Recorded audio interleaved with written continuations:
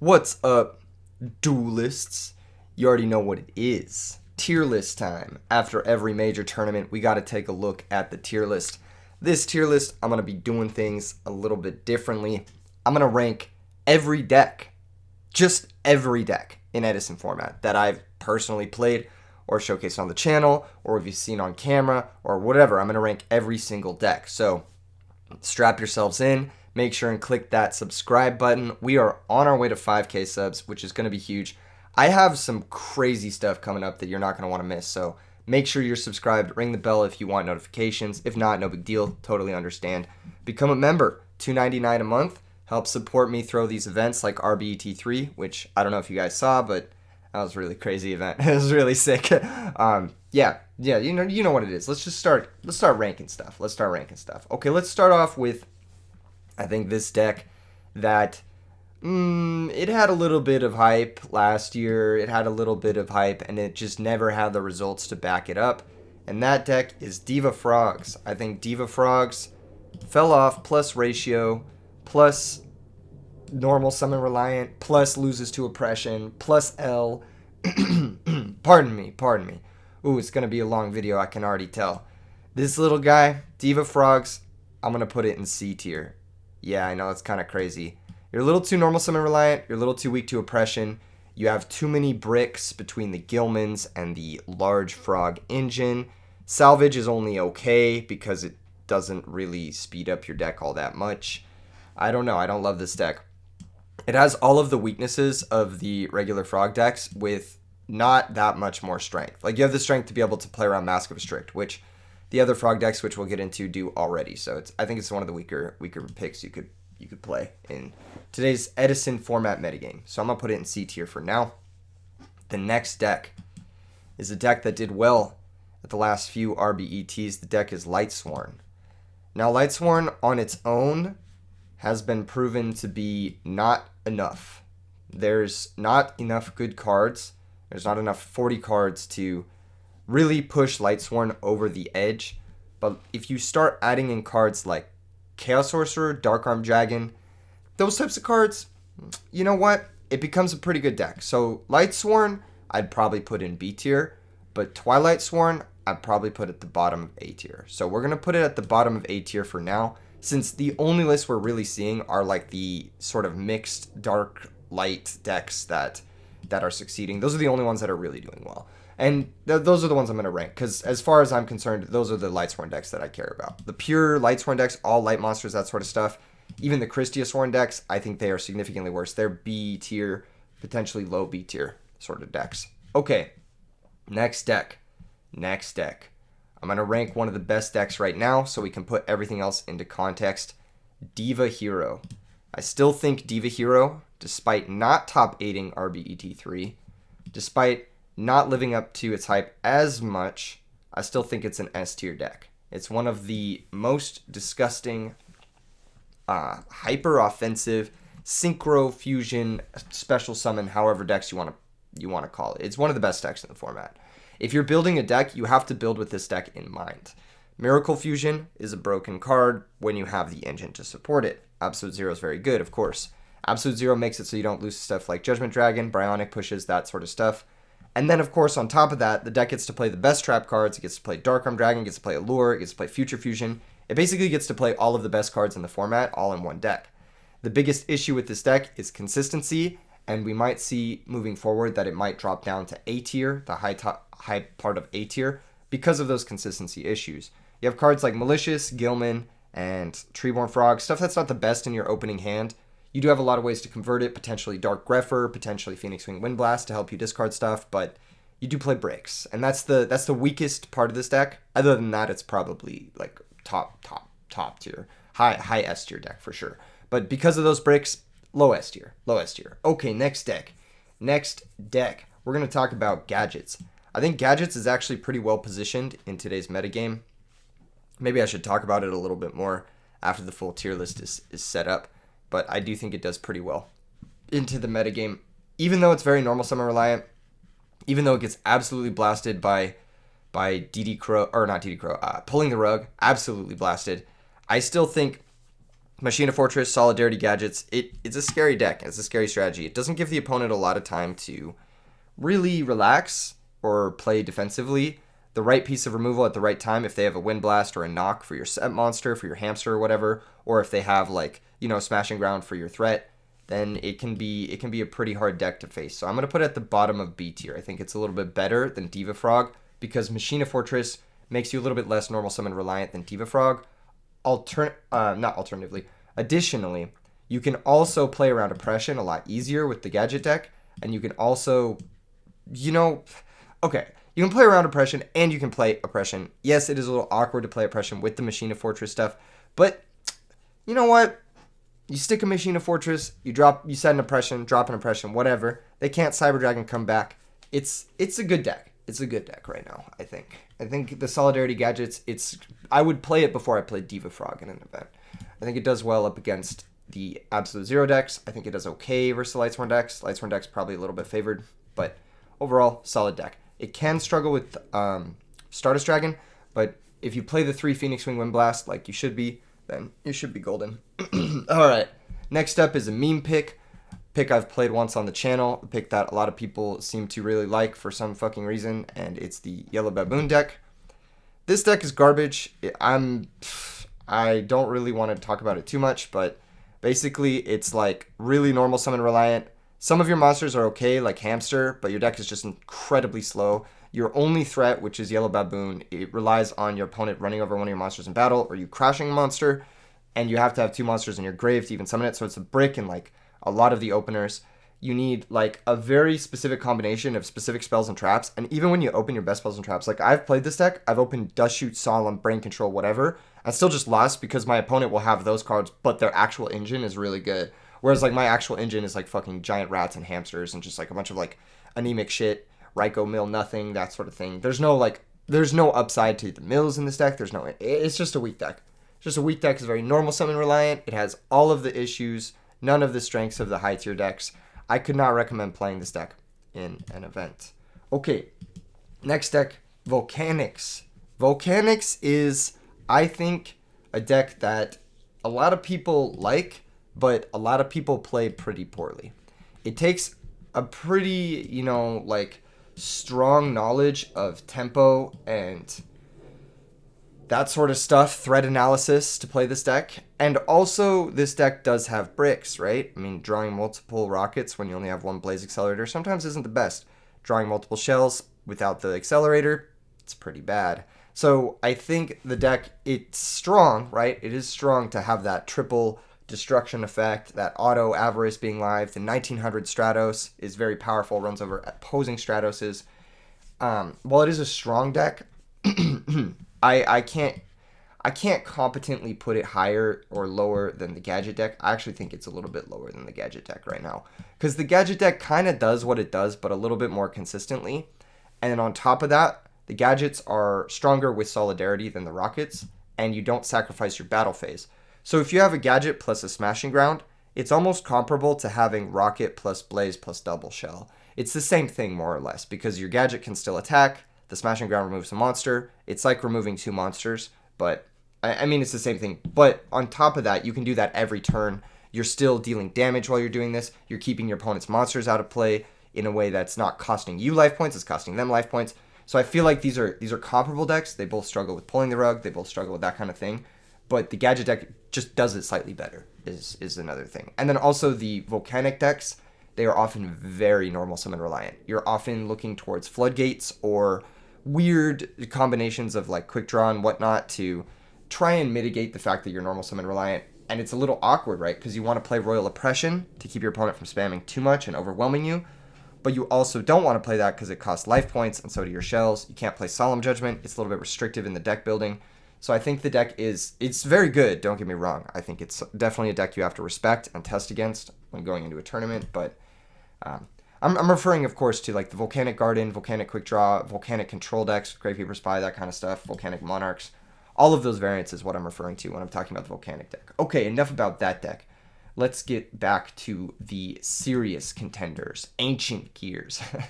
I think Ancient Gears is one of the best Game 1 decks. I was testing it a lot over the last few months because I wanted to build it in paper. was one of those decks where I was like, I could see myself taking this to a tournament, just running over the tournament, because it's a fun deck and it's fast, and you don't have to think quite as much as you do when you have to play a more technical deck like fairies in long tournaments, whatnot.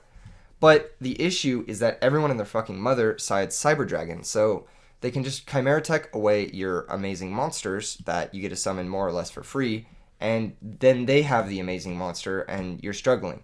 Additionally, the deck is prone to a couple floodgates, specifically Royal Oppression. It hurts the deck a lot. So I'm going to put this deck in B tier. I do think it is slightly worse than Gadgets right now, but I do believe it is better than the Volcanic deck. It is very comparable to the Gadget deck in that it's weak to Cyber Dragon post-board, but I think the Gadget deck is just slightly more resilient because in the post-board situations, you actually get to play Royal Oppression, whereas the Ancient Gear deck doesn't really get to play Royal Oppression. It kind of struggles with that if your board gets broken. The boards are pretty fragile. Game 1, of course, it's amazing, right? You dodge Deep Prison, you dodge Mirror Force, you dodge all the battle stuff, you get these huge monsters, your opponent doesn't get to deal with them. Game 2, your opponent just sides out their dead cards, they just side in the Cyber Dragons, and then they have this super really good game plan against you. I also think the Ancient Gear fucking monsters are pretty weak to Phoenix Wing Windblast, which is something I'm going to talk about a lot. You're also weak to Lightning Vortex, which is a new card that's coming up a lot. You do get to get in the damage. I think there's a fusion between the Ancient Gear deck and the Burn decks, where you can find a combination of Burn and Ancient Gear and maybe make a really scary threat. I think that's a little bit better because you get in your first few points of damage, you let your opponent Cyber Dragon away your board, and then you just Dimension Wall them for game or something like that. I think that's probably the way to approach Ancient Gear moving forward. I think that might push it up to like an A tier deck. But as of right now, with the current builds of it, with no like, I don't know, ways of labbing it, then I think it is more of a low B tier deck. Okay, next deck. Next deck I'm going to talk about is Gravekeepers. I think Gravekeepers are very good in today's metagame. I think they do very well against the hero decks, the Miracle Fusion decks. I think they do very well against the Vayu decks, which we'll get into in a second. I think they do very well against a lot of the meta decks. Fairies, they have a near auto win matchup against Fairies. I'm going to put Gravekeepers in A tier, right below Lightsworn. I think Gravekeepers are very good. We haven't seen someone super talented pick this deck up. I think there are actually a lot of alternate ways to build this deck as well. There is the, of course, standard, like, I am going to Royal Tribute cheese you build. I think that build's actually not the best. I think the best build of Gravekeepers is probably the one that just plays more monsters and plays Deck Dev and Mind Crush and Trap Dust Shoot instead. Instead of using the hand disruption of Royal Tribute, you use the hand disruption of Deck Devastation Virus plus Mind Crush, and I think that's just a little bit better. It's a little bit more, controlled. You can play your monsters in the back row. You could even play stuff like Rite of Spirit, Gravekeepers, the big one, the 2000 one that you tribute a Gravekeeper to summon him, and then he's indestructible because you can just pitch Gravekeepers to fuel him. I think that card's sick. Rite of Spirit plus that card's really sick. You can play a Skill Drain variant with Barbaros, that guy, and Trade-In. You can play a lot of different variants of Gravekeepers, and I think that if you find the right variant, Necro Valley itself is a very solid floodgate. Having 2,000 attack monsters is very strong because those get over like Volcanic Rockets, Alias, that kind of hero stuff. And just having the field spells to sort of like knock out your opponent's field spells in those matchups where it matters is pretty good. So I think that this deck is a solid deck right now. I think if we had a player who is really willing to lab it, really willing to piece together a strong build for the meta, then it could become a very, very fearsome threat. Okay, next deck. Machina X, which is like Eltonin, whatever, Quickdraw, Machina X decks. I think these decks are very good as well. I think they're a little bit worse than Gravekeepers. I'm going to put them at the top of B tier. I think Machina X is like, it's really solid. You get to play Cyber Valley, which I think is a super slept on card. You get to play Cyber Eltonin, those types of things. You get to play Quickdraw, you get to play Quillbolt Hedgehog, like all these cool little cards that are just very high power level, honestly. The biggest weakness to this deck is it is weak to Oppression, but you can build around that, you can include main deck Dust Tornado, main deck whatever. Machina Gear Frame is a very strong card. I mean, he has all the appeal of Stratos, but he's just a different name, you know what I'm saying? And you get to play 3 of him. Unlike with Stratos, technically you do get to play 5 copies of Stratos because of Rhoda and Ecall, but This is it's a very similar sort of feeling. It's like the closest thing to a Pot of Greed you can get in this format. All right, next deck. What are we going to talk about next? Zombies. Everyone loves zombies. I actually put them really high in the last tier list. I'm going to drop them down 1. And there's a reason for this, but we'll get into it later on. I'm going to put them at the top of A tier for now. I think the deck is still very good. I think the OTK combos are still very good. The deck can play a wide range of things. We've seen teleport. We've seen hero engines. Actually, in RBET3, we've seen hero plus the zombies combined to make a really formidable threat in Silchus Ruin. In the hands of Silchus Ruin, I should say. You got Mizuki, which you can pitch to Windblast. You got, the other zombies you can pitch to Windblast. You got Book of Life, which is main deck Graveyard Hate, which is great. You've got Caius, which is amazing, +1 when you sack Goblin Zombie. You've got the ability to play Dark Armed, Return, all of these really powerful cards. The issue with this deck is the next deck we're going to talk about, which is Dragons. So every tier list since the fucking dawn of time, I've put Dragons in S tier very highly. Very, very highly. I think it is probably the best deck in Edison format, or the second best deck in Edison format. Realistically, it's up there. It is just such a scary deck. Because first off, well, let's talk about the recent success of Hydro Pump and Pro Storm in RBET3. They're playing Dragon Turbo. They've had the list lab down to a science, to where, 85% of the game, they're playing the game. And their cards are just so much better than every other card. You're not restricted to the extra deck. You get to play a fucking Future Fusion, which is insane. It's like this insane, I win button going first. Your ceiling is just higher than every other deck by so much. You can play the game in a way where you draw your entire deck turn 1. You just pick the perfect hand, and then say, good luck, have fun to your opponent. Imagine a deck where you just get to pick your opening hand. That's pretty much what Dragons is in the Turbo version. And then on the other side of things, you have the Trap version, which is controlling. You get to play cards like Yamada Dragon, which is a super unfair card. You get to play cards like White Knight Dragon, which invalidate, fucking Wind Blast, fucking Brain Control, all that shit. You get to play Prime Material Dragon, which protects you from Absolute Zero, protects you from Sweepers, Destruction, all that kind of stuff, Black Rose Dragon, whatever. And then you get to play 3 pre-errata Red Eyes Darkness Metal, which is one of the most broken cards ever to do it. Ever. Such a broken card. Everything about this deck is power crept. Drago is an insane floodgate, shuts off and invalidates most of these decks. It's literally the only reason Zombies is in A tier, is because Drago completely invalidates the deck. They get to play Royal Oppression. They get to play all of the best cards. Because even if you flip Royal Oppression against Dragons, they're just lol, okay. They summon their huge monster normally without special summoning it, you know what I'm saying? They normal summon it and then they just beat you to death. So it's it's one of those decks, It's just one of those decks where it's god damn. Every time you play against it, you're just this deck is insane. Why am I not playing it? And every time you play it, you're just why would I ever play anything but this? Deck's crazy, super, super strong. You get to summon a monster that's 5,000 attack, which is, nothing any of these other decks can do except maybe the machine decks with limiter removal. Yeah, it's just crazy strong. And it has crazy good matchups against just everything, because everything good in this format is light or dark except Machina.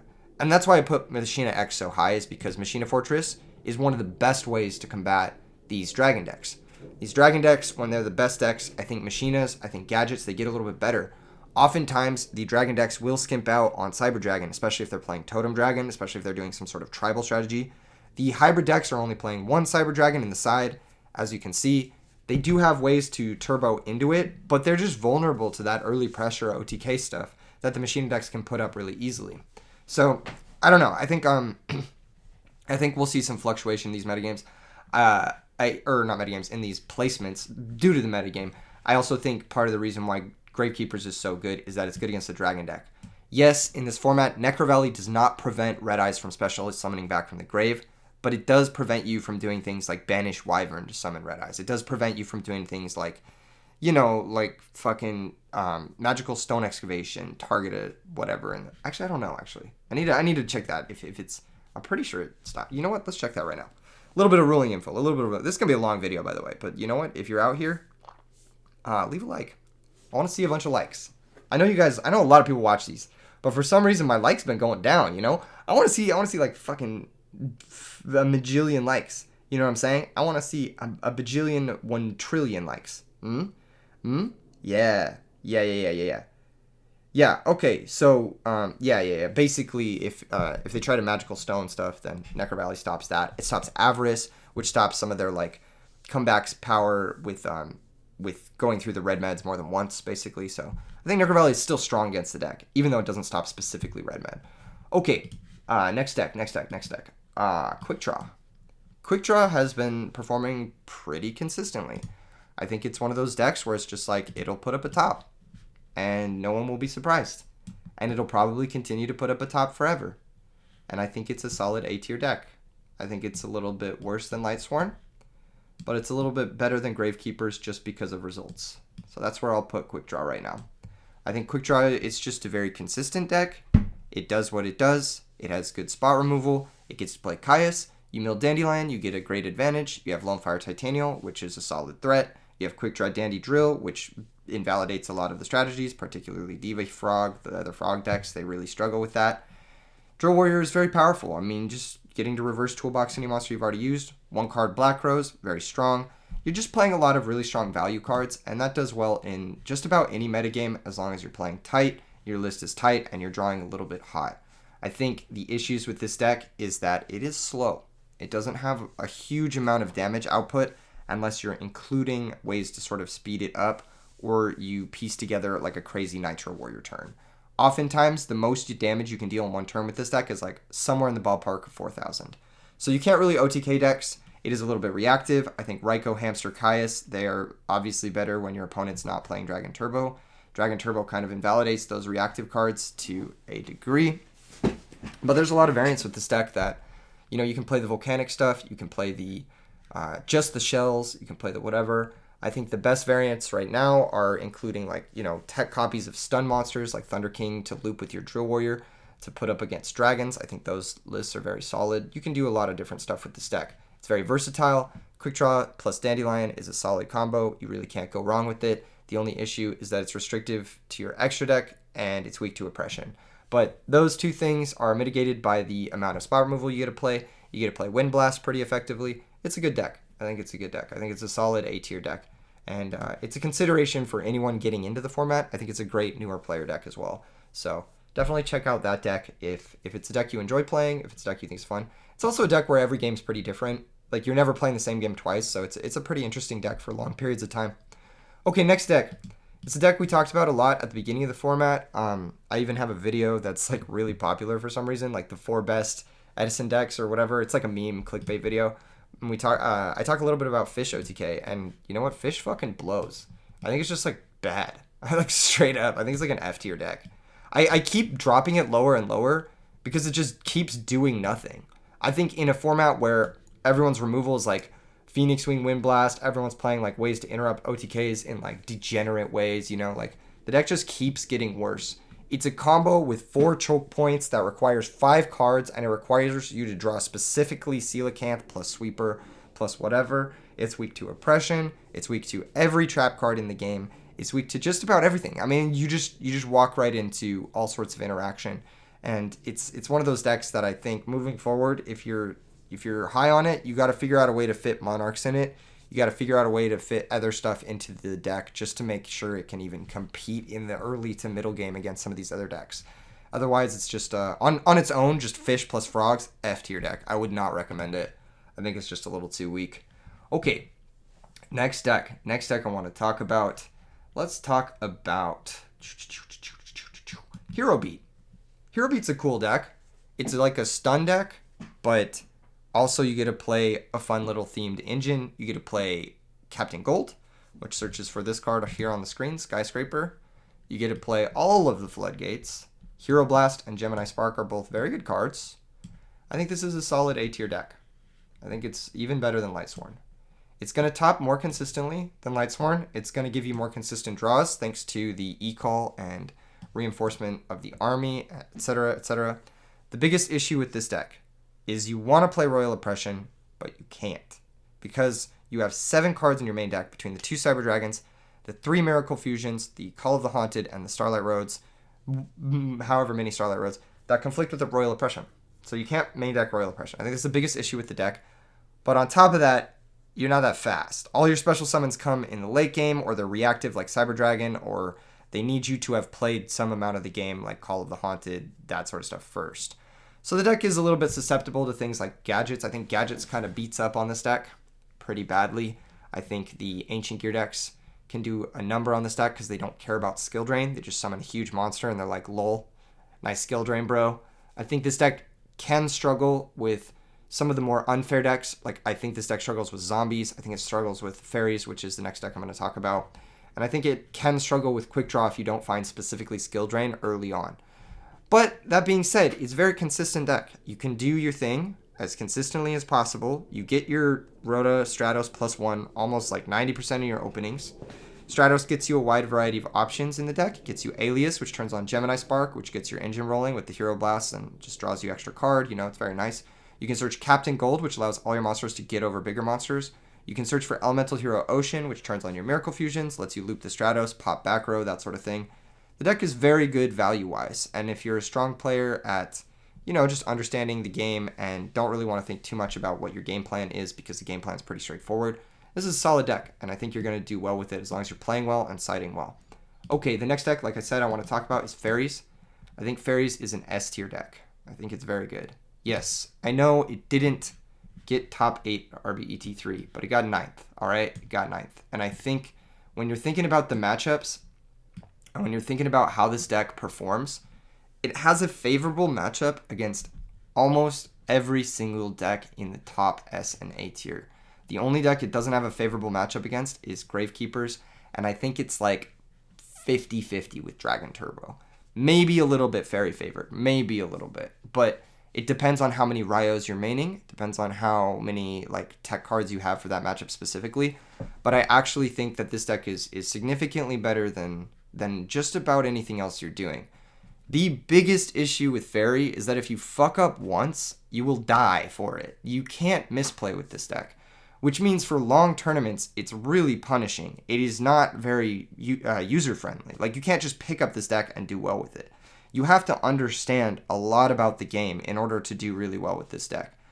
When we've seen players do well with this deck in the past, ProStorm, who top 8'd with it, Fen, who, of course, just got 9th with it, you know, Jaina, these players were practicing with the deck. They were playing the deck for a very long period of time. Like, they were playing months of ranked games with it just to make sure they knew the situations, they knew the metagame, they knew how they were siding, everything. And I think that once you know that stuff, it becomes one of the most powerful decks, like, bar none in the format. Like, Herald of Orange Light is unfair. Honest is unfair. Christia is insane. It gives you inevitability against every deck. It is just so disgusting. I think it does well against Gadgets because the Gadgets you just crash your Recruiters into. Your DD Warrior Lady trades very favorably against Machina Fortress. There's so many things that this deck does well against in Game 1. In Game 2, you have a few weaknesses. You have Deck Devastation Virus. Got to be careful for that. Got to have a plan for that. And Light Imprisoning Mirror. Got to be careful of that. Got to have a plan for that. While Light Imprisoning Mirror doesn't stop Herald, it doesn't stop Honest, it doesn't stop Christia's static effect, it does stop a lot of your other stuff. So you got to be careful of those two cards specifically. And then, of course, the Gravekeeper matchup is nearly unwinnable because not only do they have Light Imprisoning deck dev, they also have Royal Tribute. You play a high monster count in some builds. They also, you know, just outclass your monsters in weird ways. Like, they have lots of ways to deal with Christia.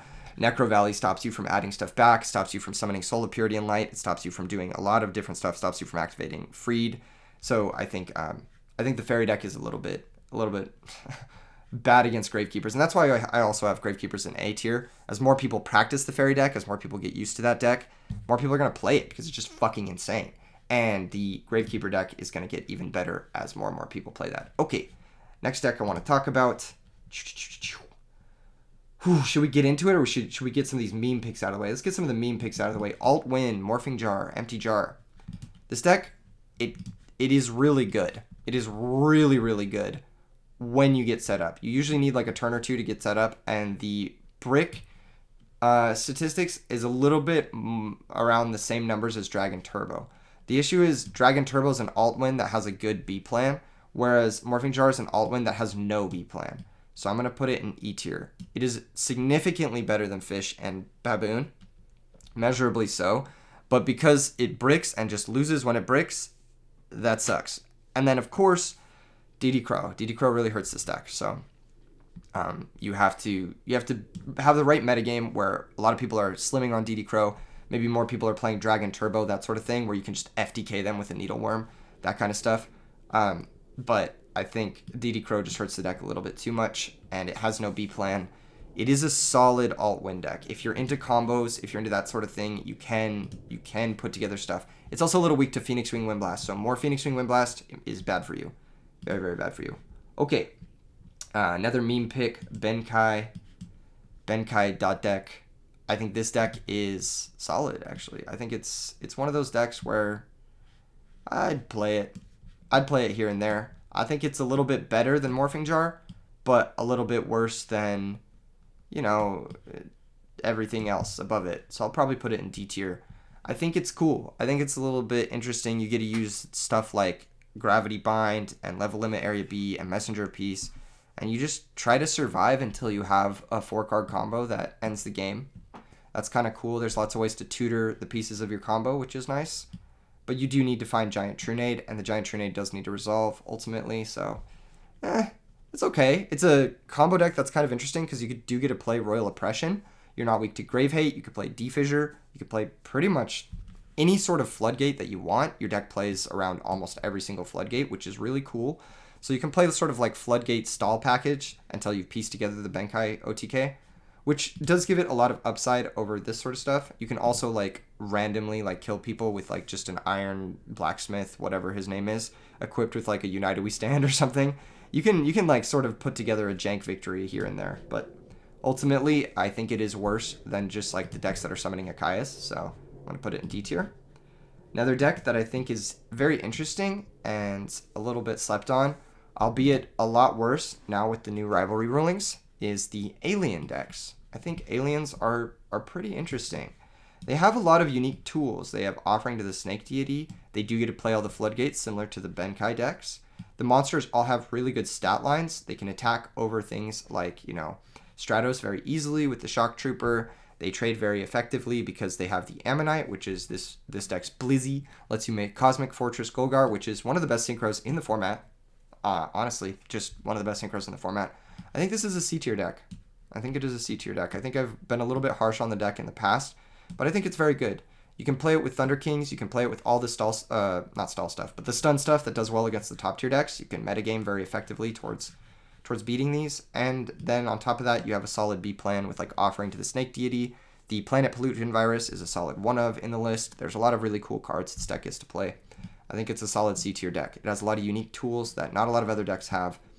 I'd recommend this deck if you want to do something a little bit off the beaten path, but also want to play cards that have a lot of cool utility and find themselves like... You find yourself in a lot of interesting situations with this deck, which I think is unique, different from some of these other decks. Like if you're playing Gadgets, it's going to be the same shit every game. But with the Alien deck, you're going to be playing a different game every single time, and it's going to be very interesting. There's going to be a lot of cool lines of play that only come up with this deck. So definitely a deck to check out. Amaryllis Burn. This is a Carpath exclusive. The deck has done absolutely nothing since Carpath topped with it. The surprise factor was huge for him, I believe, but I do think that there are builds with this deck that are very solid. I'm going to put it above Diva Frogs, but also in C tier. I think the deck is strong. I think you can play stuff like Skill Drain in it. You can play Barbaros. You can map this deck so that it, not map it, but you can, configure it so that it's actually really solid. But I think without the surprise factor, it's a little bit weaker. Once people know about it, they just play around the counter a little bit more. They side out their Solemn Judgments. We saw a lot of opponents misplaying versus Carpath because they just didn't fucking understand what was going on. So I think the issue is the information is out now. The information on the deck is out, and that was one of its biggest strengths, which is where I would have put it in B tier or whatever before. Now it's more of a C tier deck. Okay, next deck, Salvo. The Salvo variants. So if you're playing Salvo plus Demise, I think that variant is very good. I think that variant is a very like B tier strategy. I'd put it in the Machina X category because it's just really solid. If you're playing Salvo with Dialk and Battle Fader, I'd put it in like E tier because that's fucking garbage. Like, why are you playing those cards in your Salvo deck? If you're playing the Demise list, it is B tier though. So I'm going to put the Demise list version of it in B tier. I'm going to put the Dialk Fader garbage list of it in like E tier because I think that list is worse than Benkai. You don't interact with your opponents in ways that matter. You don't do anything effective. You just like kind of chill and then you black rose and then you chill some more and then you hope to draw Dark Armed, and Dark Armed on its own is not enough to beat some of these decks up here. It's just not. You auto lose to stuff like Christia. You auto lose to stuff like fucking Drago. It's just super tough. But the Demise list, that list has the OTK potential. You get to play the Machina stuff. You get to play Honest with Manju. You get to play Chaos Sorcerer Dad. You get to play all of the good shit with none of the bad shit, and you have Demise, which is a broken ass card. So, yeah, I think that list is very, very good. Okay, next deck, Chain Burn. Chain Burn is a deck that I put in my predictions for RBET3. I thought it would be really good at going into the meta, and nobody played it. So, I don't know. I really don't know where to place this one. I'm going to put it in C tier for now. I'm going to put it below Aliens because it just hasn't done anything, and nobody wants to play this deck, and nobody wants to play against this deck, so nobody's really testing it. Nobody's really doing anything with it. Nobody's really pushing it. I know Frog Slicer's done some stuff with it. He's the dude who likes to play these types of decks and push them to their limits. I think Frog Slicer has done some exceptional work with it. I really like his list with Jester Comfort. Definitely check him out. He does some stuff on YouTube. But all in all, a little bit awkward. End phase Wind Blast, your trap card. Things start to look a little weird. End phase Icarus Attack, you get the idea. Speaking of Icarus Attack, let's go ahead and talk about the big three. I want to talk about Blackwings, I want to talk about Vayu, and I want to talk about the combination hybrid of those three. So let's go ahead and rate Blackwings first. I think Blackwings on their own is a B tier deck. I think it is worse than Volcanics. I think, yeah, that's where I'd put it. Like the straight up Blackwing deck, the double whirlwind, lots of trap cards, Royal Oppression deck. And then the Vayu Turbo deck, this is more like the builds that James Ark was using with Raiko and Card Trooper and, you know, various other cards, Armageddon Knight, those sorts of value cards. I think this is a high B tier or low A tier deck. I think it's a little bit worse than Lightsworn, but probably around the same as Quickdraw. Ultimately, Quickdraw and this Vayu deck, I like to think of them as a similar deck. The Vayu deck has a strength that it gets to play Royal Oppression and Dark Armed, which is why I think it's a little bit better than the Quickdraw decks. But the issue is Drill Warrior is better than Armed Wing. So the Raiko Caius plan is the same in both decks, you know, that sort of thing. But I think Drill Warrior is a better card into some matchups than just having like these little beaters. However, I do think the Vayu deck is a little bit better against the Dragon deck. I think it's actually very favored against Dragons, which is one of the reasons why I think it's a little bit higher. Then, last but not least, I do want to talk about where the fuck is that shit. I made a cool little 50-50 image for it. Where's it at? Where's it at? Where's it at? Come on, bro. Where is that shit? What the heck? Hold on, I'm gonna find it. I'm gonna find it here in a second. Hold everyone. I'm not editing this. I'm not cutting this down. I know it's gonna be a long ass video. What the fuck? Did I not add it to the folder? Did I not add it to the folder? Oh, I made it, but I didn't add it to the folder. Where the heck did it go? Where the heck did it go? No, did I throw it away? Oh, I made a really cool image for the hybrid deck. Oh, and it's not here. Oh, Sag. Hold on. I'll find it. Don't worry, I'll find it, everyone. Don't worry, everyone hold. Just gotta search hybrid on my computer. Did it not download? Oh, there it is. Hold up. I found it. We got it, everyone. Ah, everyone, applause in the chat. Hybrid Blackwings. Oh, look at this awesome image. It took me so long to create this half Black Whirlwind, half Vayu. I think the hybrid Blackwing decks are the best or second best deck in Edison format. I think they are second to Dragons. Let me just rearrange this. This is my exact ordering, I believe. I don't know exactly if the Diva Heroes but these are my top three. I think Dragons, hybrid Blackwings, and Christia are the top three. Let's talk about hybrid Blackwings, right? Because it topped RBET and then it won the last RBET.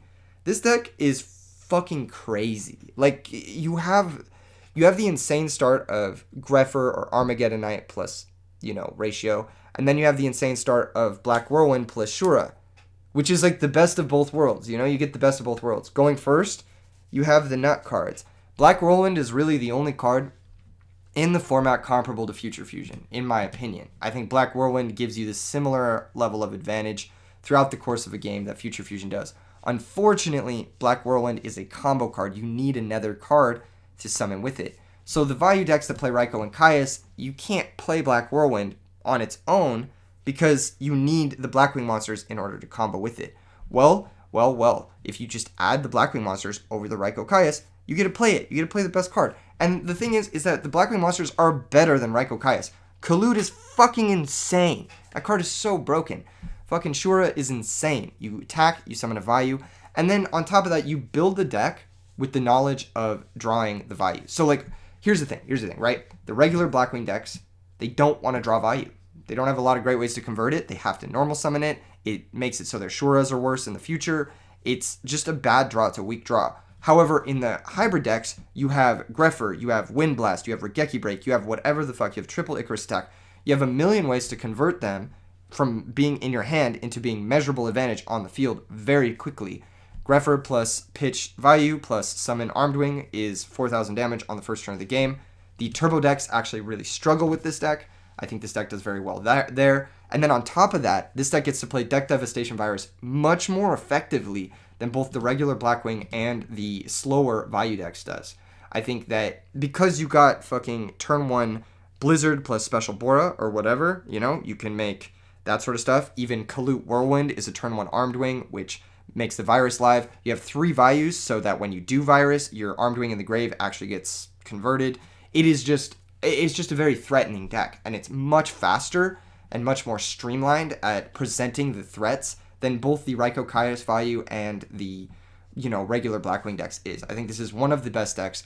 Upon testing it, it's insane. I've had a couple different variants of it. Ones where I've played Armageddonite, ones where I've played Triple Wind Blast, Triple Icarus without the Armageddonites, ones where I've played Greffer, whatever.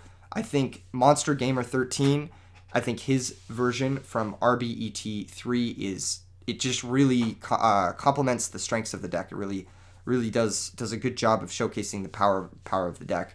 Obviously, the deck gets to play all of the best cards. It gets to play Dark Armed, Allure, Brain Control, Mind Control if you want to play Mind Control. You don't have to. You can play Burial. You get to play fucking Call of the Haunted if you want to. You get to play Plague if you want to. You can play fucking all of the good shit. You get to play Deck Dev. You get to play Dust Shoot. You get to play Solemn Oppression.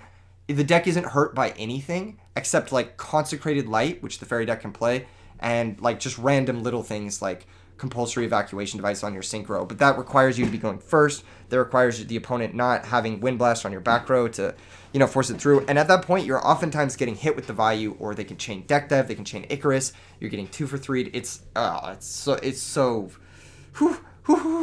Can't say enough about this deck. I think it's very good. I think the hybrid version of the Vayu and the Blackwing decks is like a S tier deck.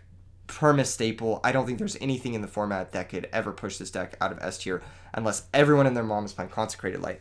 And we saw that. We saw the players who did well in fucking the last RBET. They had Consecrated Light in their board. Zal's had it in his Lightsworn board. And then I believe... Who else had it? There was one other player who had it. It's escaping me. I can't remember if it was in the Hero Beat sideboard or if it was in... If it was in one of the other decks, it's escaping me if it was in the Quickdraw deck. I don't remember. But you can play it in Quickdraw. I mean, you can play Consecrated Light in a lot of different decks. But that's one of those cards that I think needs to see a comeback because this hybrid Blackwing deck is terrifying.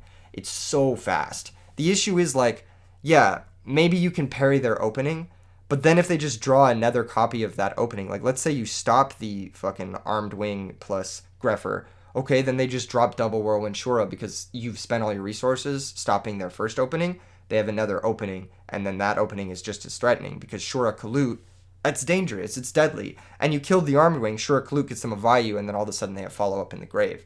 This deck is very good. There's very few cards that actually hurt it. DD Crow's not the best against it. It's just a little too reactive. Yes, it is, okay against specifically Greffer, but let's say they have the Whirlwind stuff. You're looking at your DD Crow like, fuck me, why is this in my deck? You know what I'm saying? It also gets to play DD Crow to the fullest extent because it has Icarus Attack to convert it when it's dead. Oh, it's just such a good deck. I think it's easily S plus tier, S tier, S plus tier. These 3 decks right here are like the S plus tier. I think the fucking Diva Zero deck is like the S tier. Okay, let's get into the next deck. Where was I? I tangented there pretty hard. Let's talk about Dark Simorgh, the Dark World Dark Simorgh decks. This is going to be a long video. I'm just realizing it now. Dark World, Dark Simorgh, I think is a fun deck. I think it's a nice little D tier deck. I think it has a lot of upside. I think it has a very consistent engine. It's just a little weak to Royal Oppression. But that deck is cool. It's the deck that I invented. I'm very proud of inventing it. The Dark World Quickdraw Dark Simorgh deck. I think there's a lot of cool synergies like Brow plus Drill Warrior for draw 2 cards every turn. I think there's a lot of cool stuff like the turn 1 Dark Simorgh plus Oppression Lock. There's a lot of really fun things from that deck that I personally really enjoy, and I'm proud of it, so I'm going to put it in D tier. I think it might even bump up to C tier. It's probably a little bit worse than the Benkai OTK because Benkai gets to play interactive stuff, and Benkai doesn't lose to Oppression, but, you know, it's marginal. Okay, next deck, Dimensional Fissure Stun. So there's a wide variety of stun decks, right? There's like the more versatile ones that are just playing straight up Thunder King, Doomcal, DD Warrior Lady, and then maybe tech a couple D-Fissures or one D-Fissure. I think those decks are pretty solid. I think those decks are pretty good. I think anti-meta decks have always been really strong in Edison because the anti-meta monsters, Thunder King and Doomcal, are just really good. They're really good into the meta. Like, even against, okay, not against the hybrid Blackwings. I think they're very bad against the hybrid Blackwings. But against the Vayu decks and the Blackwing decks, like Thunder King and Doomcaliber actually do a little bit of work. Doomcaliber attacks pretty effectively into Shura. Thunder King stops the Whirlwind searches and attacks over all of their monsters except for Sirocco, of course. And it also prevents them from synchro summoning off of Blizzy comeback plays. So I think those cards are pretty good. D-Fissure shuts off a lot of strategies. Shuts off Lightsworn, of course. Shuts off Miracle Fusion. Shuts off zombies almost entirely. It even hurts stuff like Gravekeepers because they don't have the Steely, I believe is how you pronounce that card. Someone correct me on the pronunciation in the comments. They can't, utilize their graveyard, which actually does come up for the Gravekeeper deck. Against Quickdraw, obviously D-Fissure is very good, but you do have to worry about Raikou Caius picking apart your standalone plans, and then you have this useless D-Fissure and they have a 2400 beater. So you have to have responses to that. However, if you are playing the Macrocosmos decks with like DD Survivor and that sort of thing, I think those decks are far worse. I would put those decks in like E tier because DD Survivor loses to Royal Oppression. You're playing bricks and Monarchs. You're playing bricks and multiple Macro, multiple D-Fissure. So I think it just depends on your configuration. It can range anywhere from E tier to B tier. But I think if you're playing just the straight up like stun versions of the deck with like, maybe the Kwakimaru Guardian type stuff, I think that deck's very good. I think that deck is very, very good. Okay, next deck, Black Garden variants. Black Garden is a card that I hold very near and dear to my heart. There's a couple different variants I want to talk about when talking about this card. There's the Rescue Cat Black Garden deck, which I think is very cool. That's one of my favorite decks in the format, but it ultimately suffers from having to play too many bricks in the air emblems and the equip spells, and then it also suffers from, just consistency issues, right? It's a solid deck. It does lose to Oppression, loses to a couple other things. It has one of the strongest turn 1 plays in the entire format, which is double Power Tool, double Search, but ultimately it falls a little short for me. The Volcanic Garden decks, on the other hand, I would put very highly. I think that deck utilizes the discard traps very effectively. It's one of the best Pot of Avarice decks because 1 Shell plus 1 Diva is an automatic Pot of Avarice, so you get to play triple Pot of Avarice very, very smoothly. It's super integrated into the deck. I think that deck is sweet. It has a lot of potential. I'm going to put the Black Garden variants as a whole in C tier, right above Aliens. I think it's a solid... Actually, you know what? Because of the Volcanic variant alone, I'm going to put it above Diva Frog. I think the Volcanic variant... You know what? Fuck it. Top of C tier. Fuck it. We'll drop the Amaryllis below Chainburn. Let's do that. Yeah, that looks better. A little bit of rearranging as the tier list goes on. You know how it is. You know how it is. Okay, next deck. Goddaris. Blessed be those who believe in Goddaris. Goddaris brings us joy and light and love and live and laugh. You know what I'm saying? You know what I'm saying? All things aside, the Goddaris deck, it's a little bit lacking. It's a little bit too reactive. It is, a little underpowered. Goddaris is a weak monster. The deck struggles with Deck Devastation Virus quite a bit, unless you're playing, a more combo-oriented version of it with, like, heroes and stuff. But I think it's a solid deck. You can play it with the heroes. You can play it without the heroes. You can play it with that one card that copies a field spell in the graveyard. I don't know the name of that card offhand, but I'm sure someone in the comments will know it. Goddaris, I'm going to put it right around the aliens, just above aliens. I think it's a solid C tier deck. Sending 2 cards from the field to the graveyard for the cost of 1 card is a very powerful effect. So definitely higher than like the Dark World, the Benkai stuff. Definitely higher than some of the stuff in the lower tiers, but not quite as good as I think, you know, just repeatedly summoning a Monarch or repeatedly abusing Blaze Accelerator and Pot of Avarice. Okay, next deck. What have we got? We've gone through a lot of stuff so far. Ooh, this is a cool one, the Garland decks. So I've been labbing a lot with the Garland stuff, and I think that this deck is actually quite solid. I think that having that, you know, little card nuke, what is it, like 1 or 2 card, or 2 or 3 card field nuke is actually pretty solid. It's a little bit worse than Demise, of course, because Demise is on demand. Demise blows up everything, not just face-up monsters. But it is a little bit better than the Demise because you get to play Preparation of Rites to... Is it Preparation of Rites? Is that the name of the card? Or is it Preparation Right? I don't remember the name of the card.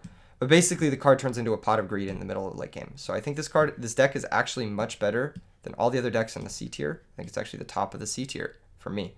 I think it's very strong. It's just a little weak to Royal Oppression. That's my biggest issue. I think it's just a little too weak to Royal Oppression. If it was not so weak to Royal Oppression, like let's say you found a consistent way to have a game plan that wasn't Royal Oppression focused, this deck all of a sudden beats your deck easy. Manju's very strong, Chaos Rusher is very strong, Dark Arm's very strong, you get to play Allure, you get to play all of this cool little engine stuff that is just very powerful.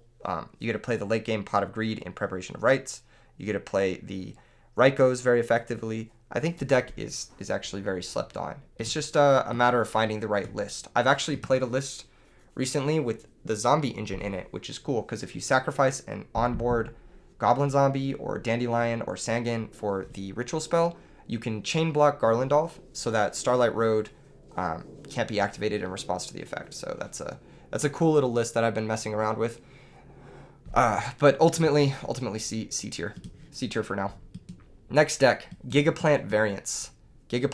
So like the macro deck, the Tomato Town deck that the macro show has been playing, or Giga Vice, like full-blown Giga Vice. There's a wide variety of this. I'm going to rank it based off of what I think the best version of the list is, which is the macro show's list. And I think that list is better than a lot of the decks in the C tier. I think it is better than, of course, Aliens, Goddaris, Diva Frog. I think it is worse than Volcanic Garden. So I'm going to put it here, right under Volcanic Garden. I think it's a solid C tier deck. I think it's really interesting that macro show alone has kind of put that deck on the map. I think it's a really solid deck. It's probably the best creature swap deck. I don't love creature swap as a card. I think it's very high variance, but that deck in particular, it has a lot of upside to using creature swap. Mark of the Rose is obviously insane power level for this format, and it's you get to play 3. It's tutorable Snatch Steal, which is fucking crazy. So yeah, I think the deck has a lot of upside. It does very well reactively at your opponent's strats. It's a very good proactive strat because you can put together like a couple power tools and then just overwhelm your opponent with damage and advantage if they choose to play too slow. But the deck does struggle with a few different back rows, namely Phoenix Wing Windblast. It struggles with a few other things, I think, namely OTKs. So it's a strong deck. If you want to play a fun little combo deck, I think the Gigaplant Macro Show deck is very cool. aka Tomato Town. Next sort of combo deck is Xsabers. The more I play with Xsabers, the more I realize that most people who play with Xsabers suck, but also that the deck also sucks. So here's the issue, right? You have a really high skill curve, not skill curve, but what is it? The ceiling is very high in terms of like skillful play with Xsaber, but on top of that, even if you're playing your best, the deck is still mediocre. Like obviously when it's comboing off, it looks like the best deck to ever do it. The issue is, are you going to combo off? Are you? Is that ever going to happen up against any of these decks up here? Is it ever going to happen? It has a terrible Blackwing matchup. It struggles with deck devastation virus. It has terrible opening hand configurations with multiple Airbellums, multiple Fall Trolls, whatever, multiple Gotham E-Calls, depending on your list. It struggles with Christia, can't beat Christia. It struggles with Dragons, a little bit less than the average deck, but it still struggles with them. It struggles with the zero decks because Phoenix Wing Windblast picks apart this deck. It can't beat Oppression. It struggles with Raiko Caius. It struggles with Lightsworn because Lightsworn's just too fast for it. Runs it over. Wolf Celestia's GG. If you get Kaiast even once, I mean, the deck falls apart. I'm actually going to put the deck in E tier. I'm straight up, like, I straight up think it's worse than Benkai. Like, honestly, it just loses to everything. And then on top of that, like, you have to be playing really well. If you're not playing well, like, if you make a single mistake with the Xsaber deck, it will cost you the entire match. Like, that's why this deck is, like, it's like all of the downside of Fairy with none of the upside. Fairy, it's basically Xsaber because you're playing the same sort of, like, Giant Rat, Embers Blade. It's like Shining Angel, Nova Summoner. It's the same shit, right? But your end game, instead of it being Fall Troll, it's fucking Christia, which auto wins the game on the spot, and it's just, like, has a floodgate built in. And you don't have to worry about, like, these combo lines and that sort of stuff. And on top of that, like, it's nearly impossible for the opponent to, like, top deck a JD and come back against Christia. Whereas, like, against a Fall Troll combo, like, your combo isn't even secure. That being said, Xsaber does have some strengths. Similar to the Benkai deck, you do get to play Level Limit, Area B, and Gravity Bind very effectively, but I think it's a very bad deck. I think it's not worth playing in today's metagame. I think it suffers against all of these decks up here, especially, the Volcanic matchup is just terrible. It is not good. It is not good. I'll say it. It's not good. Okay, similar to Xsaber's, though, is Ratbox, and I do think Ratbox is a very good deck. I think this deck is very slept on. You can build it in a lot of different ways. You have consistent access to Injection Fairy Lily, Card Trooper, a lot of really powerful cards that do well against a lot of strategies. I would put this in a similar vein as Stun. I actually think it's a little bit better than Stun. You get to play cards like Shadow Imprisoning Mirror, Consecrated Light. Those types of cards do really well against these decks. You can also consistently tutor the card Protector of the Sanctuary, which completely locks out Dragon Turbo. It's kind of an interesting, fun little fact. I think the deck does pretty good at playing the burn cards. You get to play Green Baboon if you want. You get to play Yellow Baboon if you want as a tech.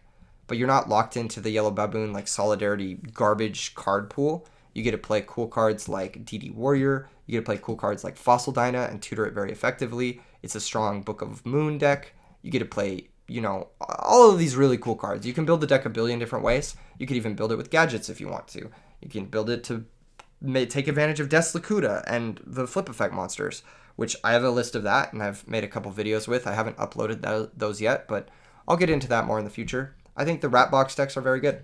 I think they're very, very good. Solid B tier strategy. Definitely better than Stun. I'm going to rearrange this a little bit. I think Gadgets is better than this. I think Ancient Gear is better than this. I think Volcanics and Blackwing are better than these two. I'm going to put the Stun, the D-Fissure Stun, and the Ratbox at the bottom of B tier. But, yeah, I'd actually put regular Blackwings right below Gadgets and do something like that. Yeah, there we go. That looks more accurate. Okay, cool. Yeah, this makes sense. Okay, next deck. Oh, yeah, I didn't talk about this, but the regular Blackwing deck, the reason I have it in B tier is because it's completely normal summon reliant. If you stop the normal summon, the deck falls apart. It has no play past the normal summon. Unlike the Vayu deck, unlike the hybrid decks, where you have play past the normal summon, Blackwing deck does not. So if you get your normal summon stopped, you lose. That's pretty much it. And people figure that out. It's a very easy deck to play against. Okay, another deck that I played a little bit on the channel is the Harpy Lady Gearfried deck. I think this deck is pretty solid, actually. I think it's pretty solid. I think it has a lot of cool little interruption things. It plays pretty similarly to, the other anti-meta stun decks. I just think it's a little bit worse than them. It doesn't have the synergistic upsides of cards like Black Whirlwind. It doesn't have, access to stuff like D-Fissure, although you can play D-Fissure technically. You do get Harpy's Hunting Ground, which is an insane card against back row decks, but if you look at the top decks, most of their back row's chainable anyway, or they just don't play it, like Dragon Turbo, and so it doesn't really matter.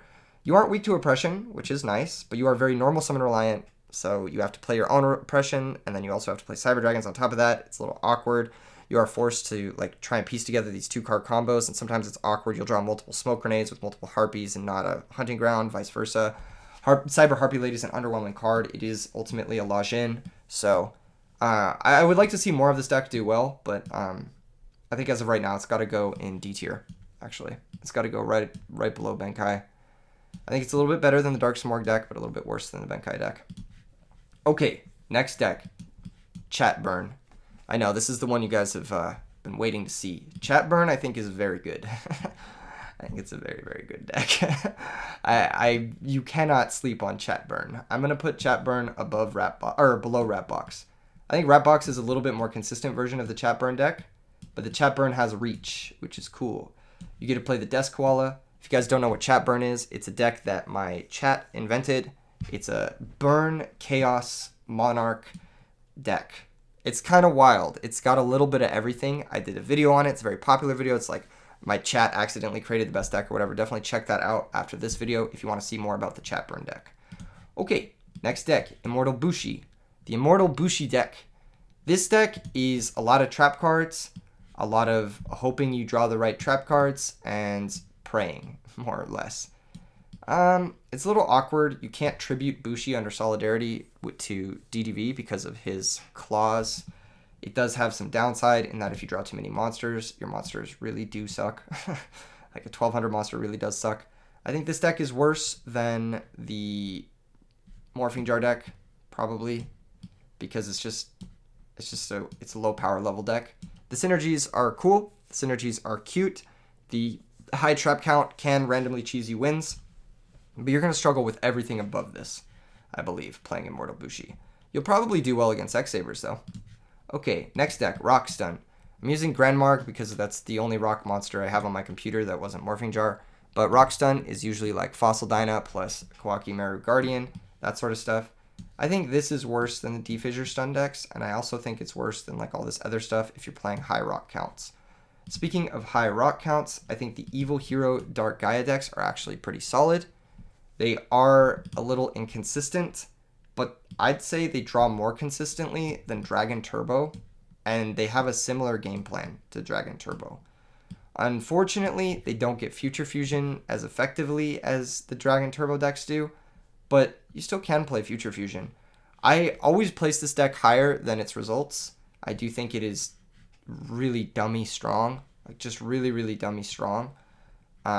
But it never gets any results because I think the stronger players choose to pick stuff like dragons that have Drago, that sort of thing. So I have to put it below, I don't know. I think it's better than Diva Frog. It's got to be better than Diva Frog, right? It's probably worse than Gigaplant, but better than Diva Frog with no results. The second that deck gets results, though, the second the Evil Hero deck gets results, it's going straight to fucking A tier because it's fucking silly. You get to play Demise, like the Salvo decks. You get to play the cool ritual stuff.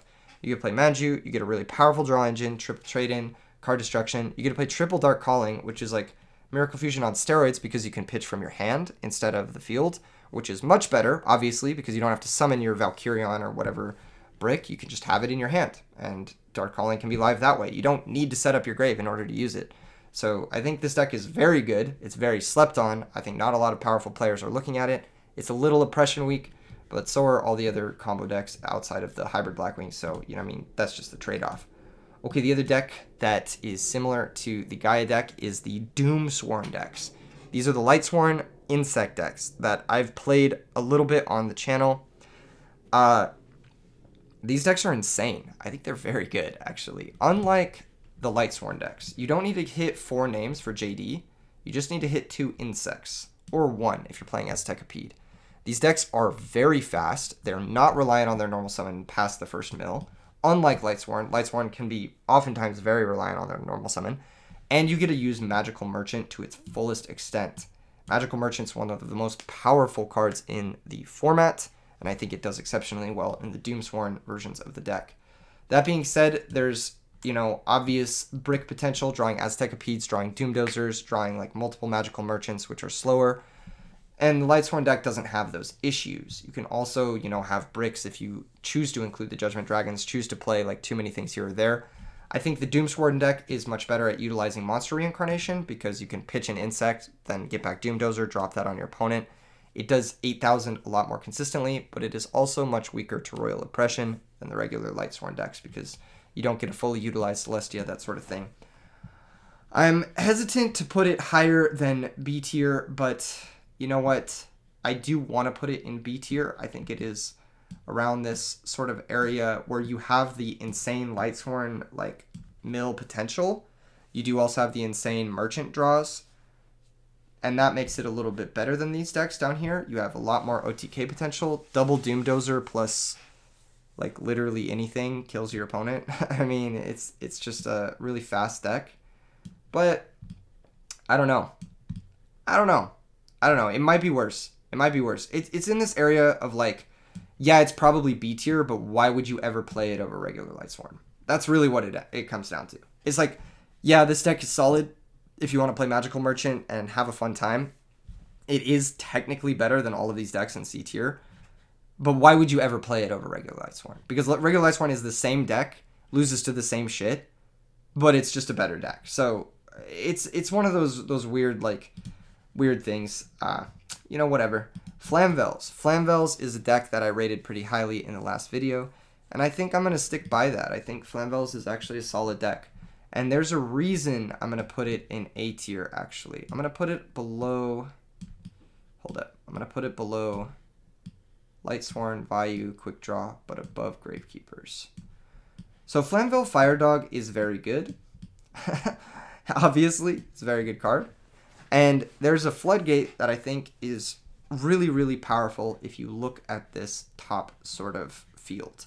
The Floodgate I'm referring to is Imperial Iron Wall. You can build Flamvell to include Imperial Iron Wall, and you set up Stardust plus Imperial Iron Wall. All of a sudden, most of these decks are going to struggle. Miracle Fusion's off the table. Necrogarna Plague, well, it buffs their Plague, but Necrogarna's off the table. The only deck it doesn't really hurt is Lightsworn, but it shuts off like Mizuki, shuts off Red Med Summon from hand, which the Dragon Turbo deck can't play. The fucking Vayu can't activate. Fairies actually really struggle against Iron Wall because they can't DD Warrior Lady, they can't Soul, they can't Freed. There's a lot of things they can't actually do. And it keeps your Stardust a little bit more safe against things like Deep Prison, against things like Caius, shutting off Caius from the Absolute Zero decks. You can't activate Malicious. You can't activate, Dark Arm Dragon's effect. There's a million different things you can't do from these top decks. You can't banish your Drill Warrior from the Quickdraw deck. You can't activate the Caius effects, of course. So Imperial Iron Wall plus Stardust, I think, is a strong setup from this deck. I think what people are failing to do is build the deck to plan to draw the Magicians. The issue is people build the deck with blind mills. They blind mill their Rekindlings, they draw their Magicians, and then they whine about it and they lose. Just build the deck without the blind mills. Just build it to draw the Magicians. Play Phoenix Wing Windblast. Play Mind Control, Brain Control. Play Summoner Monk, whatever. Build your deck to draw your Magicians. Convert off of them. Play Shrinks, play Book of Moons, that sort of stuff. And then your deck becomes a lot better. Another cool thing about Imperial Iron Wall is your monsters, your leftover monsters after Rekindling will stay in play because they can't be banished. So there's a lot of synergy with that card in this deck. You, of course, can't play your own banishing cards like Caius. You'd have to play something like Ryza instead. But honestly, if you're playing Phoenix Wing Windblast like you should be already in this deck, then playing Ryza is not that bad. It also makes your Plague Spreader stronger, gives you that, repeatable tribute fodder for whatever, or that repeatable synchro material. This deck also does really well with the card Quillbolt Hedgehog. I have a really sick brew, Flamvell brew. I call it Firebolt, which is a really sick deck name, where you get to play the Quillbolt Hedgehog, Imperial Iron Wall, and all of the Flamvell stuff. I'm going to be doing a video on that in the upcoming weeks, and I think that deck's very good. I think it's very slept on, and it has a place in the A tier. I think it is much more solid than these decks down here, because you can play the anti-meta stuff, and you can protect it. You can build unbreakable boards, which is super sick. Not a lot of decks can do that. You can also play the Assault Mode stuff if you want to build an even more unbreakable board. That's pretty solid with the Iron Wall stuff as well. But it doesn't introduce bricks into your deck, which you're trying to avoid ultimately. Okay, we're entering into the real meme shit. You know what I'm saying? Like Uriah. Uriah. Whew, how do I feel about Uriah? Ultimately, it is better than the F tier decks. And that's it. It is just too reliant on playing high numbers of trap cards, and that just makes you too weak to too many things, right? You're going to Caius out of the game, you're going to get Wind Blasted out of the game, you're going to struggle a lot with this deck, I think, into the metagame. But it is better than the bottom tier decks. I would play Uriah before I played Fish or Baboon. I'll say that. Next up, Ojama. Being all seriousness, the Ojama decks, I think, are, how do I say it? Kind of good. Ojama Blue is insane. There's not really any card that has that kind of effect. I think the deck is pretty solid. I'm willing to put it above Garlandolf in C tier. I think it's better than all these other C tier decks. You get to play the discard traps very effectively. You get to play Rescue Cat very effectively. You get to play Summoner Monk very effectively. The field spell is a surprisingly good floodgate. All of your monsters have good effects, except for the normals, of course. You do have to play the Garnets in the normals, but the rest of your deck is very powerful. So I think that this is actually a solid deck. Very, very solid deck. One of the best decks to play Divine Wrath in. Obelisk decks. Obelisk decks I'm going to put in D tier. They are very fun, but you are trying to put together 3 bodies in play and still have a normal summon after that in order to summon your boss monster, in order to just, you know, ultimately lose to your opponent playing Lightning Vortex in their deck. So yeah, it's a D tier deck. It's probably, actually, it's E tier, honestly. It's probably about the same as Uriah. They have similar, like, requirements, but I think it's a little bit easier to meet the Obelisk's requirements than it is to meet the Uriah requirement. I can't fucking speak. It's getting long. It's getting long. The video's getting long. I'm ranking every deck. I told you guys when we got started, I'm ranking every deck. I'm going to rank the fucking Magical Exemplar deck. I bet you guys didn't think I was going to rank this one, huh? Yeah, this deck that I played in one video and nobody else has talked about ever since. Yeah, I think this deck's actually pretty good. I think it's like a D tier deck. It's better than the Rockstun and probably worse than the Dark World stuff. That's where I'd put it. The synergies are really cool with Magical Exemplar. Someone pointed out in my comment section on the Magical Exemplar video that Magical Exemplar plus Foolish Burial is a really strong combo. And I was like, damn, that's actually sick. Magical Exemplar, Foolish Night End, bring it back. Banish 2 cards from the opponent's graveyard, synchro. It's solid. It's obviously like it's a -1 combo, but you do get a double crow out of it, which is pretty cool. What else? Oh, plant. Tribal Plant. Tribal Plant, slept on. Very slept on deck. It is worse than Rockstun, but it is very good against everything below it. Kappa. No, the deck has some weirdly good draws. Honestly, Cactus Bouncer is weirdly good. You know, Lone Fire into Titanial can randomly cheese people. Miracle Fertilizer is an insane card randomly. Dandelion's obviously very broken. But the issue is, like, you're very normal summon reliant, and there's no way around that. There's just no way around that. If you're playing Miracle Fertilizer, you're less normal summon reliant, but then you lose your normal summon. So it's like, it's the same thing. It's the same thing. It needs a little bit of grave setup. It's a little bit hard to get going. It's a little bit slow out the gates. Yes, Cactus Bouncer can fucking cheese a deck like Dragon Turbo randomly, but it's not going to happen as consistently as you'd maybe like. Okay, next deck. Morbtronics. Morbius Sweep. How do I feel about Morphtronics? It's pretty bad. It's pretty bad. Like, game 1, you have some cool synergies, and then game 2, your opponent sizes in Cyber Dragon. The issue is that the cool synergies are not even good enough to win game 1. So you have a bad game 1, and then you have an even worse game 2 and game 3 guaranteed, because Cyber Dragon fucks you really, really hard. So, yeah, Morphtronic, not a good deck. I'm going to put it below Xsaber, I think. I'm actually going to put Xsaber above Bushi upon second thought, but still below Empty Jar. I'd consider that, yeah. You know what? I don't know. Xsaber, it is better than, like, Tribal Plant, Rockstun, and Exemplar decks. Maybe these all belong in E tier. Yeah. Maybe these are all just, like, kind of... I'll drop Bushi down to F. You probably should never play this deck. Same thing with Morb, Obelisk, and Uriah. You probably should never play these decks. Exemplar, I think, is actually pretty good. And the Rockstun and the Plant deck. Yeah, that looks more accurate. That makes a little bit more sense to me. Alright, cool. What's next? Relinquished. Relinquished, I think, is pretty good. I think it's pretty good. It's got all of the strengths of Garlandolf, but it's a little bit more powerful in that it deals with set monsters as well. I'm going to put Relinquished in B tier. Yeah, there we go. Relinquished is going in B tier. And the Doomsworn deck, I'm going to put it in W tier. W, because why the fuck would you ever play this over Lightsworn, basically. Yeah, you're going in the corner, Doomdozer. Stay in the corner. The B tier is now occupied. Okay, cool. Rescue Cat Synchro. This is literally just worse Xsaber. And in every way. In every single way. This deck is dog shit, garbage, terrible. I think it's worse than Uriah. Why would you ever want to play this deck? This deck has one payoff card, and like 17 Garnets. You have Descendant, you have Triple Airbellum, you have fucking all of the garbage shit that you draw that doesn't go with it. And then you have one cat. And it's just like, bruh. If you draw Monk plus cat, your Monk is a dead card. If you draw double Airbellum plus cat, your cat is a dead card. If you draw double Airbellum plus Monk, you're just looking at your hand like, why the fuck would I ever do this? You have so many bad opening hand configurations that it's like, why would you do this? It's like, it bricks insane, and the upside is like, you get to summon an Arcanite, and that's it. It's a 2-card Arcanite. The combo itself is actually bad.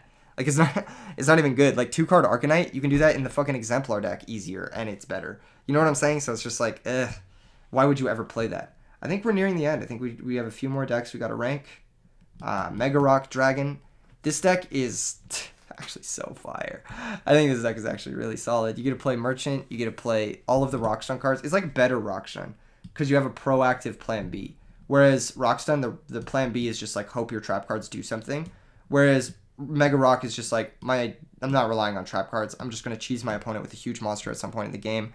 And then you also get to play like mini packages like the Haploma stuff, or, you know, just like Morphing Jar and fucking Golem Sentry and just like wacky cards that can randomly cheese your opponent.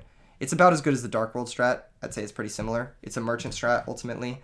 You can group Monster Mash in the same group as the Mega Rock Dragon. I think they're in the same exact spot because they're just very reliant on Magical Merchant going off. The Norlaris Dragon decks are lose to Crow deck, but the dragons obviously are very insane. So I'm just going to say that if you're playing the dragon stuff, it's an automatic A tier deck because Future Fusion is very insane. But if you're playing Norlaris without the dragon stuff, it is like an E tier deck. It is very bad. It is just very, very bad. Why would you ever play this without the dragon stuff? So I'm just gonna rank it as like a non-dragon variant, and I'm gonna say it's worse than Xsaber's as a non-dragon variant. It loses to Crow, similar to Empty Jar. It has insanely, well, it's probably better than Empty Jar. Man, okay, fuck it. We'll put Empty Jar below Xsaber, and then we'll put Norlaris above. Yeah, that makes sense. I'd probably rather play Xsaber in a tournament than Empty Jar. Yeah, that makes sense. It looks something like this. I'd probably say it's probably better than Fall Troll decks, but it's probably worse than Mega Rock Dragon decks without the dragons. If you have dragons in your deck and the Future Fusion stuff, it's automatic A tier. Automatic. Just because the dragon stuff itself is so powerful. We've got to rank the Carpath deck.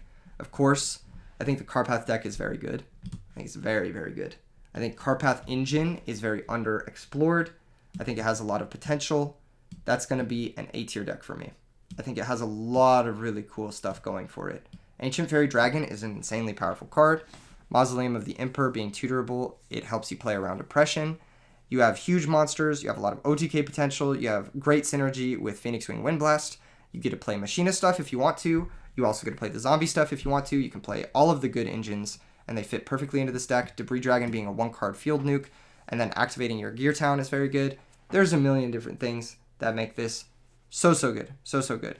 Keep in mind, if you summon Debris, special summon back Dandelion specifically, and then you synchro into Black Rose Dragon, you have a Gear Town in play, Gear Town will miss timing because Black Rose Dragon is mandatory Chainlink 2 because it's an optional effect, and Dandelion is a mandatory effect. So your Gear Town will miss timing if you use Dandelion to blow up the field. Just keep that in mind when playing the Carpath deck. But outside of that, like, the deck is so sick. It's so sick. You can just make Ancient Fairy pop your Gear Town if that's what you want anyway. So yeah, I think it's a solid A tier deck for me. The more I play with the deck, the more I enjoy it. Six Samurai, why? Really? Just why? It's in the same camp as Harpies for me, except the spell cards are a little bit better, like your spell payoff, and the trade-off is you don't get to play Smoke Grenade, you don't get to play the better cards. Grandmaster Gateway is obviously a powerful combo, and you do get to play some Floodgates, like Royal Oppression pretty effectively, and Dimensional Fissure pretty effectively, but ultimately the deck just falls short for me. I think it's about as good as the Simorgh decks, maybe a little bit worse. Very linear, very reliant on the normal summon, very reliant on a lot of that sort of stuff happening. It can randomly cheese people, like these other like aggro decks down here, but I think I'd rather play Benkai than Grandmaster because the ceiling on Benkai is higher and you get to play better Floodgates, more or less. Is that everything? Did we actually make it through everything? No, there's at least one more. Yeah, there's at least one more deck. Let me double check. Let me scroll through this real quick, make sure we got everything. Oh, there's two more. Valhalla Fairies. Valhalla Fairies, I spoke very highly on this deck. It's a cheese deck, but it's a solid cheese deck. I mean, it's better than Benkai, but it's probably worse than like Chainburn. I'll put it at like the high part of D tier. Yeah, that's probably where I put it. Makes sense. Makes sense. Someone could probably come up with a good list of this. I'm too lazy to do it. I don't have the time to really lab it out. I'm sure there's a way to do it though. And then I think only one more deck. Let's just do one more look over everything. One more look over everything. Yeah, I don't think there's anything but this one, which is Frog Hero. Frog Hero did really well in the second RBET, but then fell off plus ratio in the third. Yeah, I don't know. I mean, it's better than Diva Hero. Or not Diva Hero, Diva Frog. It's not better than Diva Hero. I don't think it's better. I think it's very much not better than Diva Hero. But it is cool if you like the frog stuff. It had that really good surprise factor, which let it do really well in RBET2. And then it also had two really good players piloting a very tuned list, Cameron and Ralnook. But that being said, I don't think it's better than like Blackwings or Gadgets, or even Ancient Gear, really. It's probably a B tier deck somewhere in here. The issue, let's talk about why I don't think it's as good. The issue is my cards, right? I open my hand. I have Swap Frogs. I have Treeborn Frogs. I have Substitute, Dupe Frog. I have Unifrog. I have 10 fucking frog cards. These cards are so low impact and so shitty. They don't fucking do anything.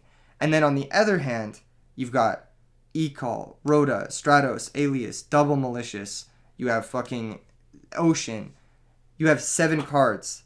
Those cards are also low impact. Don't do anything. So you have 17 cards that need a conversion. If you don't have the conversion with those 17 cards, then your deck just bricks.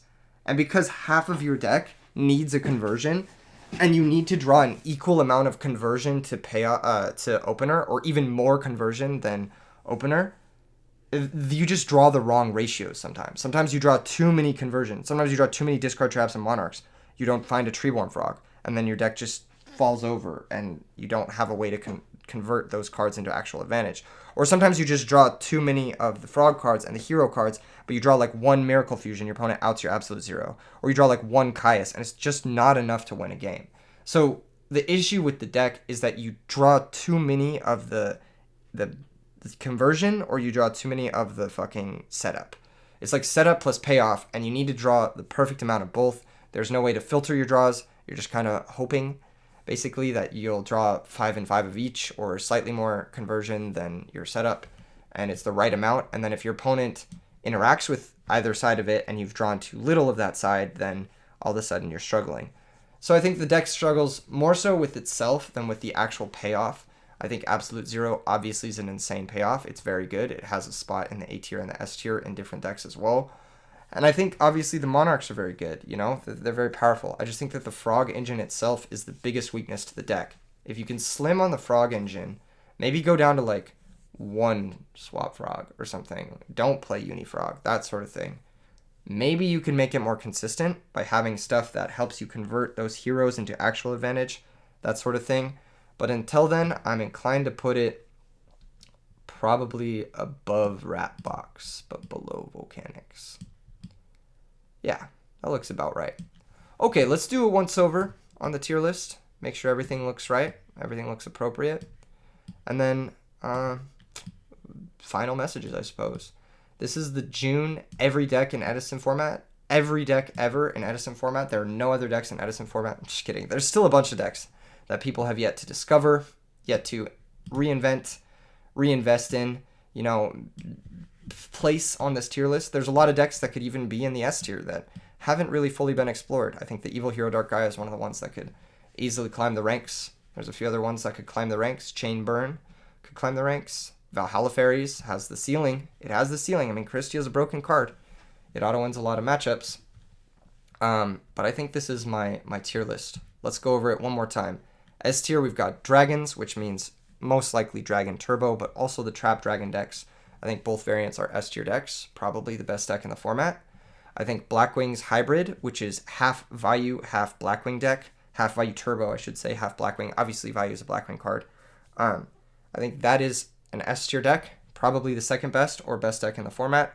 I think Fairies is probably the third best deck in the format, but the drawback is you have to practice a lot with it, and you can't mess up with it, otherwise it drops significantly. The more misplays you make with Fairies, the worse the deck gets.